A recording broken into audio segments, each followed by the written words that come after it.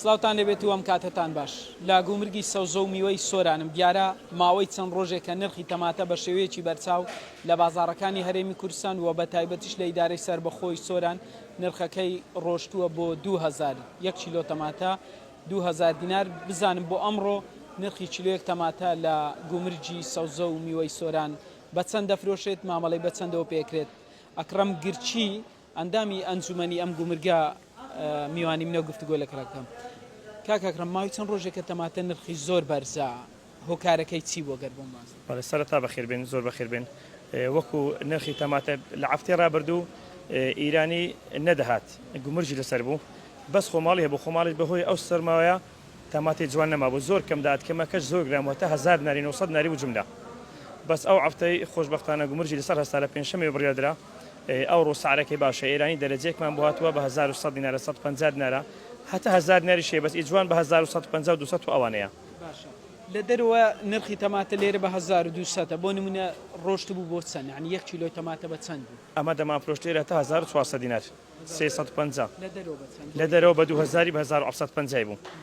ئەوڕۆ لەوانەیە ئێرانی لە بازاری بە 1500 بی خۆماڵی هەتا 1000 دابەزیە خۆماڵی ئەوڕۆ لێرە بە 750 بوو ئیجوان باش ئەو تەماتەیە کە ئێستا لێرە هێت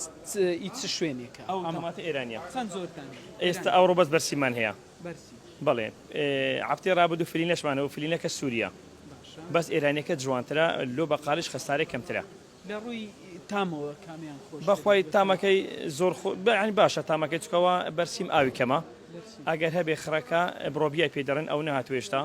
خۆماڵیشمان ئێستا هەبوو وڵا خۆماڵی ئەوڕۆ ئیباش بوو هەرزانیش بوو چۆن بوو لە ڕووی نرخەوە دەرەجەیەکیان بە 750 بوو بەخۆ دەرەجەیەکە بوو ئەوڕۆ باش ئەگەر نابرێم دەرەجەیەک نییە بەس خراپ نییە باشە ئەی چ زۆری دیکە تەماتە هەیە ئێستا خۆماڵیمان هەیە ئەمە دەفرۆشین بە 750 دیناریە تەماتەش خراپیش نییە ئەمە ئەو منتیقانەیە ئیلای شێخانە دێ لای عەسەنبەجی دێ ئەبینی کابرا مەسەن کارچی لێ کردوتەوە لە کارچی دەگری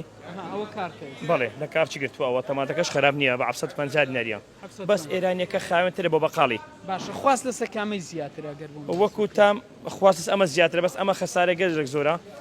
ئێستا بەقاڵ هەمووی نابە ئەوەی بەقار تا ئێرانی هەبی خۆماڵیمان نابە خۆماڵی خەسارەی زۆرە ئەگەر پێم بڵێ ئێستا چ بەرهەمێکی خۆمانە لە گومرجی سەوزە و میوە هەیە جگە لەو تەماتەیە ئەوە منتیقەی دەبەری خۆمانە بەڵام چ شتێکی تر ئێستا هەنارمان زۆرە هەنار بیانیان زۆر دێ هەرمی دێ کرۆسک و ئەوانە دێ بەس ئێستا بە زۆری هەنار و تەماتە دێ دوو ڕۆژە ماشەڵا داخوە جەو خۆشە تەماتە باش دێت ئارێ تەماتێکی جوانیش دێ و سعرەکەش مناسبە باشە ئەی نرخی برم پرتەقاڵە بەگشتی سەوز و میوەکانی تر والله ئەو سال بەعام میوە سعری تۆزێک بەرزە ئێستا پردەقال لە 1000 دیناری کەمترینە تا 1200 دیناری لالەنجی جوان لە 750 هەتا 900 دیناریە یعنی ئەوانە دەبێت لە بازاری بە 1500 کەمتر نافرۆشن ئەگەر کەمتر بڕۆژن بۆیان دەرنێنی سێوی جوان ئێستا بە 1000 هەتا 900 دیناریە ئەگەر بێت و بەم زۆرە تەماتە و بەرهەمەکانی تر داخلی هەرێمی کوردستان و ئیدارەی سۆران بێت چاڕوان دەکرێت نرخی تەماتە ببێت بچەند نرخی تەماتی بێگومان دادەبەزی ئەگەر گوموجی لەسەر نەبی ئیرانی ئێستاوە هێشتاش پێ نەگەیوی ئێرانی و تقریبا هی کار چێ تەماتە دێت لە 4000 تا 750 700 ئەوان دادەبەزی